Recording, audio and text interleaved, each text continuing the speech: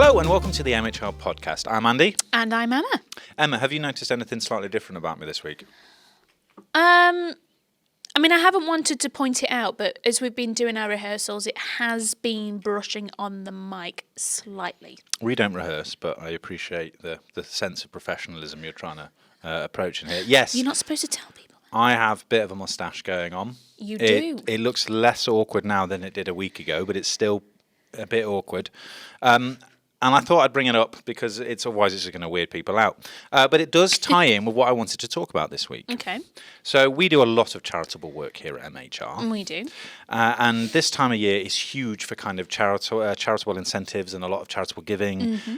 So already, actually, in the past few weeks, we've obviously talked about Breast Cancer Awareness Month. We've talked about Menopause Awareness Month, and obviously November is also known for Movember, and it's another charity that MHR is supporting. We've had other charities come in during this month to address issues around mental health and around the risks of certain cancers that affect men's health. So testicular cancer, prostate cancer.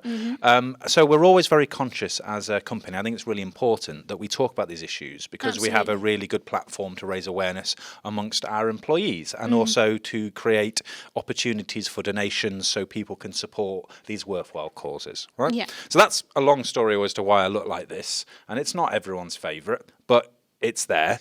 We're dealing with it. Yeah, we're moving on. We're dealing with it. So I thought this week, acknowledging that this is something that's very dear to us and it's very important for a lot of people and it does a lot of good, we could talk about the idea of corporate giving. Yes. How does that sound? No, good. It's a very, very important thing to actually have a conversation about. I think we talk a lot about charities. We see all these things on the TV, such as like Stand Up to Cancer, Red Nose Day, Children in Need. And actually, they're very kind of like consumer driven when you see these programs of, if you text 5, 10, 15, 20. But actually, a lot of the larger sort of donations and contributions, and very much so for charities in general, actually come from businesses and organisations. And I think something that you've pulled up here, which we'll talk about later on, that isn't just from a charitable point of view, but it can actually be quite a strategic decision that you can make as a business to get involved in these sorts of initiatives. Well, that's what my thinking, and I've done a bit of research, as I tend to usually try to do each week. And obviously, it works both ways. So we say the term corporate giving as if it's very much a case of a business supporting a charity. It goes one way, let's support, let's donate. But there are two sides to this. Absolutely. So there are benefits all around. Not only do a lot of individuals within these organisations, are they going to feel the impact of these causes, or do they need to have their awareness raised? Yes. Is there a lot of things that these incentives can do to support people long term? Absolutely. But also these causes can align with a company's values, a company's culture, and it can help set a kind of a sense in a workforce's mind about what this company's about, what it cares for, and add values to the work that people do in that organisation. Absolutely. And I think it's also important to recognise that it isn't just money when we think about charitable giving either. So, businesses can support charities in a plethora of different ways. Even just by providing a platform to have some of their information on, or, providing things like event spaces or doing sponsorship deals or something like that. So there's actually quite a few nuances in terms of how businesses can support charities and get more kind of ingrained to them than just, your annual donation, as it were. Yeah. Brilliant. So I've got some stats here as well. So actually, what I found quite surprising was that a statistic I've got here says that actually donations have declined by 17% in real terms since 2016 from corporations giving to charities, which is actually surprises me, especially for recent years where a lot of people have been aware of a lot more stuff. The value of corporate giving has dropped by 26% in the past decade. That's really interesting. Isn't it? So maybe this is a good chance for us to talk about it so we can raise awareness about how important it is and the benefits it can add to an organisation. Would you like to hear the benefits it can add to an organisation?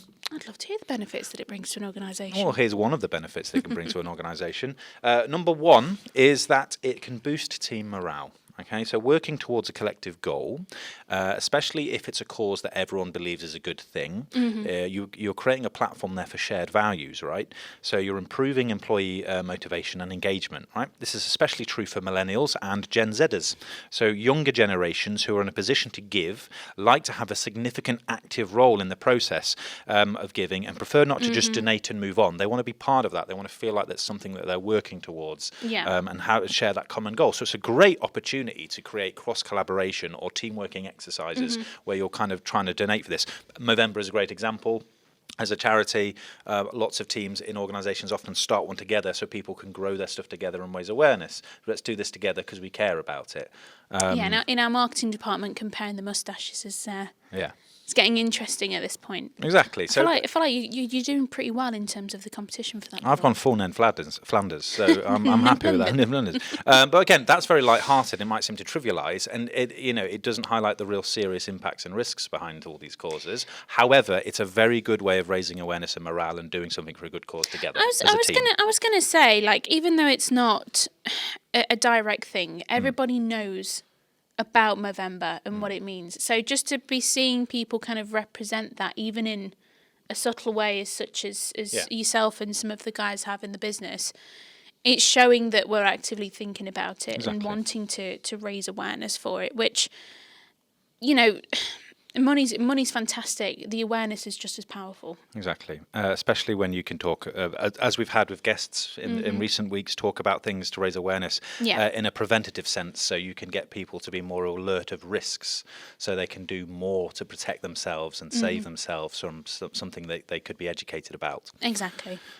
So creating a positive work environment and a happy office culture can also reap rewards and bridge gaps between hybrid and regular office staff. So it's a good way of collaborating online or in different spaces. Taking part in fundraising activities is great because you can do kind of team days around it. You can make socials around it with work. It can help build new friendships and relationships around work, and it can encourage individuals to work as a team. So whether that's running, swimming, running off to London and back, I don't know, doing a marathon, kayaking, doing a dragon boat race, eating. I'd love that one.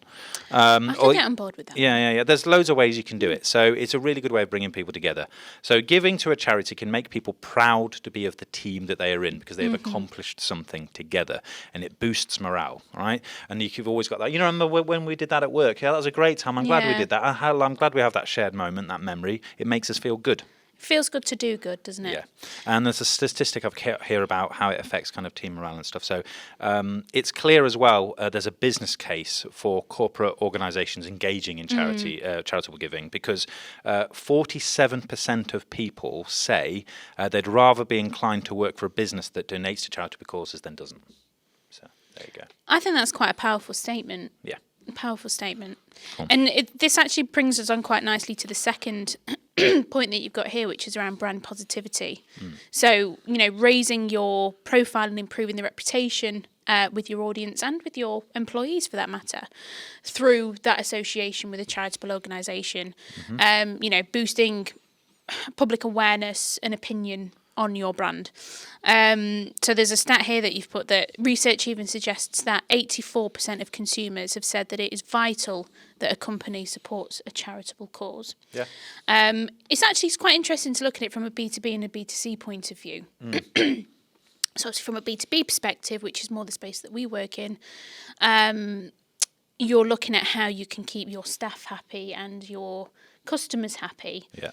Whereas for those that are B2C consumer facing, it's all much more outward. Yeah, you're trying to appear to a mass market. I think there's more pitfalls in that, and I think we see it when you for example, if you've got like those analogies that we've heard about in the recent weeks, like Wear It Pink Day, or sometimes as a brand, if you try to go heavy hard on a charity thing because you know it's a very popular incentive, you can be seen as disingenuous, and it undermines the importance of the charity and the work that that charity is doing. Because what it looks like is that you're like, oh, this is what everyone's doing, I'm going to jump on that so I can get my brand aligned with it. It's like when you see like chocolate bars or like products that will take that on because they think it's fashionable to do that. Ultimately, those companies are making profits doing that, even if they're donating parts of that to charity. So I do think it's more of a slippery slope there when it's B2C. You've got to show that this is aligned with your company's values rather than a token thing to do that helps your brand awareness. I'm sure there's a better term for it as well, but you think of it as almost like charity washing. Yeah. You know, kind of like, just kind of putting it out there. Whereas, what it's saying here is charitable giving can actually support your brand values. So if you're seen to be living by your values in terms of how you represent yourself through the charities that you support, you'll be seen more positively by both employees and customers. So like you've just said there, the proof is effectively in the pudding, isn't it? And the impact that can have long term on your brand advocacy and positivity is huge. Yeah, and it does help you align who you are as a company and your values and your mission with causes that share like-minded views. And we've done that with MHR for years, and you can look into, for example, our sustainability report. You can see like these are things we've done over the last quarter of the month to actually support charities that mean something to us because they're aligned with who we are as people. So it's a very good thing to do. No, absolutely. The third one then we have here is all about community support. So providing community support at a local level is a great way to get better engagement from your employees, right? So obviously lots of companies are global and they're all online based, but if you have a bit of a hub or you have a bit of a regional kind of hub like we tend to do, right? Employees that live and work in the same area feel a sense of belonging with their community and are proud to be contributing to those charitable initiatives. So this can have a lot of great impact, right? You are more likely to encourage a wider number of people to take part in a fundraising activity when aligning giving with causes that employees actually care about or in their world and around their environment. Right? Absolutely. And I think that's, again, this is a really powerful one. And an example that came to my head as you were talking there is the work that Tesco does with their tokens. So when you do a shop with Tesco, obviously other supermarkets are available, they will give you a set of tokens that you can then go and put into a box by the doors at the front. And it tends to be between 3 and 4 different kind of charity or community incentives that are local to that particular store. And the tokens that you put in contributes to money, it translates into money or some sort of giving in that sense. And it's always really impressive to see the sorts of things that they're supporting as well, especially for such a big firm. And I think that's the point that we want to make there, isn't it? That even though we are, or whoever you work for is perhaps a large business, they very much care about the area that they are based in and want to give back. And when it's a national brand like Tesco, you see it with Specsavers as well, just because I go in quite a lot. Likewise. You can see that because they are national, it's not that the one company supports one charity. The one company goes, our branch is in this area, and here are some local charities around that area that we as a local institution or as part of this institution want to support. I think that's a really good way of embedding yourself in that community or feeling like you're part of that. Exactly. And it's, as it says on here, it's not only... for those that work on a consumer side, it's going to encourage footfall because they're recognising a business looking after their own, if that makes sense. And then also from an employee point of view, they're more inclined to get involved, as you quite rightly said, because it's a local thing, it's for their community, and they're going to feel the impact of it as well as, for those that you're doing it for. And also, even if you're B2B as well, are you going to buy for a company that gives you the best business case? Probably, but also you're going to buy from one that feels like they've aligned with your values and you can build a long-term partnership with because you have those shared views. Absolutely. So 69% of the public also believe that businesses have an obligation to support their local communities, which they operate in. So I think another boring business point, but actually very relevant, and we haven't pulled it up on here, but recent research and feedback actually that we've had from customers that we've been working with, in certain instances now, up to 10% of a business tender scoring is based on the work that you do outside of that, so your business values. So as you said earlier, that could be around sustainability, but it's also looking at the sort of CSR element. So what incentives do you have in place for your wider community and for the wider kind of brand value of your company? So it's not only looking at it from a perceptions point of view, but actually it's starting to have a commercial value against it. And, you have businesses missing out on opportunities because they're not picking up these incentives and these opportunities. Yeah. So the next one you've got, actually, which is sort of relevant to what I've just mentioned there, is that it's great for PR. Yeah. This is obviously more of a cynical way of looking at things. Use it, don't abuse it, though. Exactly. I mean, this comes back to the charity washing element that I mentioned earlier, but aligning your brand with a charity puts your business in a positive light and gives you something to talk about to the wider community. Yeah. So sharing fundraising stories is a great way to keep your target audience and stakeholders updated about the benefits of your charitable contributions. And things like holding special events can raise your profile both locally and nationally as well, of course. Emphasis on making sure that you're doing it for the right reasons. It's not just about getting a couple of those press releases in place, but actually it's about raising that brand value over time. And that's a great way of getting it in there as well. Then a final point that we've got on here is expanding reach to a wider audience. So certainly working from a national level, aligning your company to a charity boosts awareness of your brand amongst those who may not have been on your radar before. So the charity will have a following that will become more aware of your business and what you do. So things like sponsoring local sports events, fun runs, golf days, etc. brings your brand to a whole new audience. And it's got the opportunity to unlock that for you as well. Yeah. Certainly for businesses where you're looking to get that in the local area. Yeah. So like for us, for example, we're always very proud when we, work in conjunction with Nottinghamshire-based businesses and Leicestershire-based businesses. And it's just a great way to get your name out there. So, yeah, I think, like you said, there's a lot of stuff there that our businesses can use, they can utilise. Obviously, it's not just about that. We're not just teaching you how to benefit from using charities. It's about a two-way relationship. But I think it's a really great way to help discover what your employees value as well and how we can tap into that. Definitely. Also, what are the things that are affecting your employee base? What are things that are affecting your workforce? What are they at risk to? How can we educate them? How can we support them? How can we learn from other people's past experiences and make sure that that's shared knowledge that supports a wider group of people? I think that's really valuable. And then how can we align our company's value of that, because we care about our people as well? No, absolutely. And I think obviously we cannot stress enough the importance of supporting these organisations and the impact that it can have on those that they work to serve on a daily basis. Yeah. And we can always do more. So, Emma, we've just had an email from assistant to producer Tom, and he writes, "Hi both. You've spoken about a variety of charity work that we do here at MHR and the different ways that individuals and businesses can raise money for good causes. If you were given £5,000 to raise money for a charity, how would you do it?"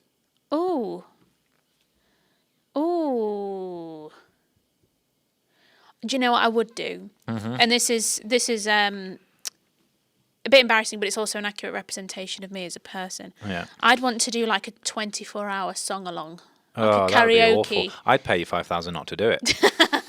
Like a karaoke-a-thon. But I would want to sing one song and one song only for 24 hours. Oh, that would drive me mad. And that is Share, Believe. I'd need a donation. Do you believe in love after love? I wouldn't do that. I would like to do some kind of eating thing, I think. Oh, I thought he was going to try and be all macho then and do something about... Yeah, because people look at me and go... Oh, do some sports for 24 hours. Yeah, I want to eat. Yeah, people look at me and go, you know what Andy's probably going to do to get £5,000? He's going to run or do some weights or something because he's a machine.